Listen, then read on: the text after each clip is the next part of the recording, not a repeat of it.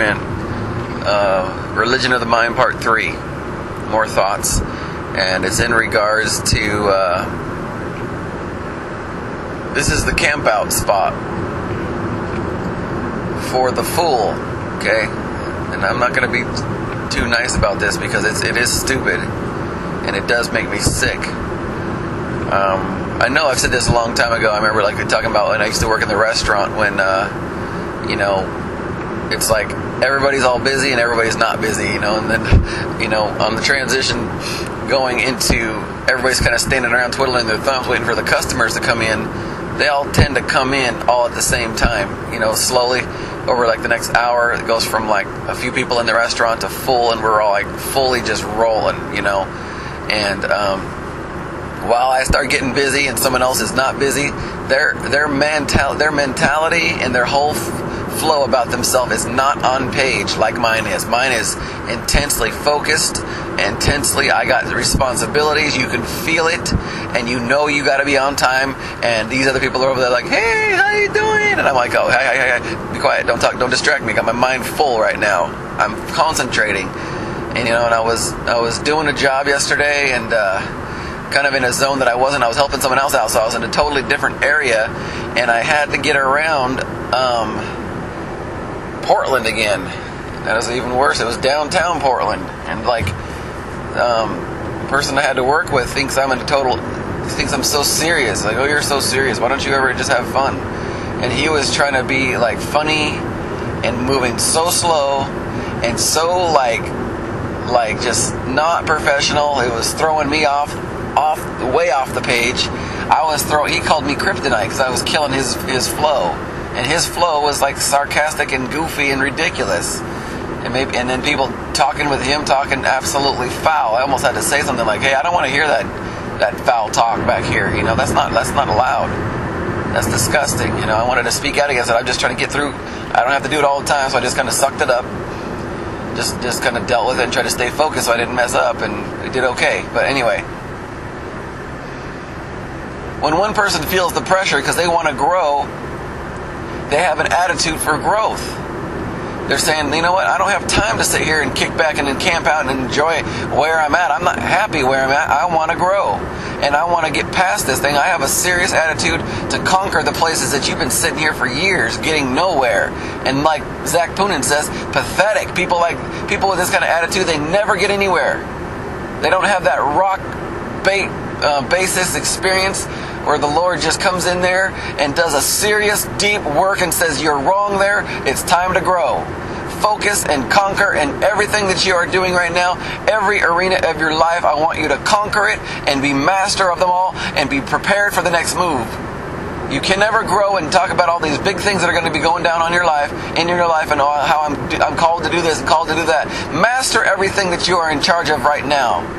Master them all. Get them all radically in order, and then start talking to me about where you're going.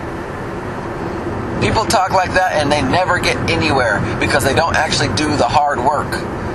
Real growth is an attitude of preparing your heart for hard work and getting all the things that you know you have in your life right now radically in order, totally in order. Total honesty about everything. Total honesty about everything. This is a mess over here. It's got to be clean. I'm going through my drawers right now, and it feels good. I'm just pulling all this stuff out, throw that away, pull that apart over there. Okay, keep that one just in case, and look at that later on. Stack that in my maybe stack, and maybe throw it away in a month if it's still there. I don't want all this stuff sitting around. People giving me their business cards. People giving me these DVDs. Watch this thing. I want you to check this out and see what you think. And I'm like, I don't have time to sit around and see what I think about stuff right now. I'm growing. I'm in a growing place right now. I've put a lot of things aside. I've already gone as far as I can go on the camping site that I've already been at in my world. I've already got there, and I've already exhausted all this stuff, trying to act like here I am. I've arrived. I don't want to arrive anymore. I'm unarriving and getting back on the growth path and getting things radically in order so I can take on the next stage.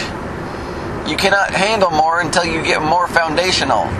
People are like, oh, you're not having a good time. This isn't fun. I'm like, yes, it is fun because I know where I'm going, and that's not where you're at, where you've been for the last 15, 20 years.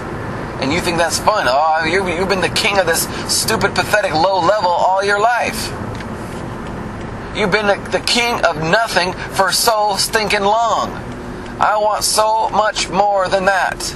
I've already paid the price. I've already seen so much success from all the hard work that I've done. I've persevered through a vision far greater than most of the things I've even heard about. And I've already seen so much success, so much foundation being laid down, that there's no way in this world I will ever compromise and give up the vision. The vision is high and holy and radical and so far greater than anything I've ever heard of or seen. Not heard of, but anything I've really seen. I've seen some cool things and I want more. People who write books, people who do these things, they go hundreds and hundreds of hours of getting all the information together, all the supporting points, all kinds of amazing things put together to lead people in their philosophy. their way of seeing things, their way of seeing the gospel, their way of protecting things that they believe is true. Those people are out there defending and warring and contending with a lot of hard work. It's easy to pop up there and have a lot of emotional thoughts about a couple of thises and that's because you heard this and that over there and there. But when you really take the time to nail down all of your supporting thoughts, like Kent Hovind gets up there, he is not boring. He's got so much solid material, and he's laying down probably about half of a 1% of all the things that he studied over his 11 hours or 12 hours of material. All you're seeing right there is about maybe half of a 1% of all the things he studied, probably even less than that. And that's what it costs to have a lot of solid stuff. It's original, it's fresh, it's new, it's incredible. He's got thoughts about everything under the sun. You're just like, how did you get all this information? And that's only like 1% of what he studied. That's kind of what it costs. People who preach really good, they've been studying all their life, and all of a sudden they release a sermon and God grabs this and throws it in his mind, grabs that, throws it in his spirit, and as he's preaching, all these starts to unfold, and all these things start to come out. But they would not have come out had he not been building for several years. He's been preparing and preparing and preparing, laboring and seeing nothing come from it, and all of a sudden a releasing of a sermon comes out, and it's far deeper and far weightier and far more glorious than a lot of these cheapos coming out there trying to do a quick study off of someone else's hard work. There is no glory in that to me. That sounds like babyland of someone who's not willing to pay the price and get out of the place that they're camping at that is just pathetically low. If you're a Christian, that's great.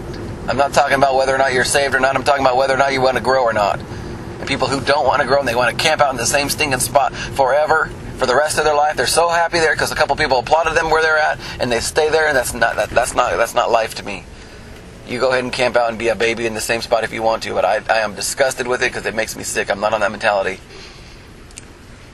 I'm the one who's busy in the restaurant right now. Busy and focused.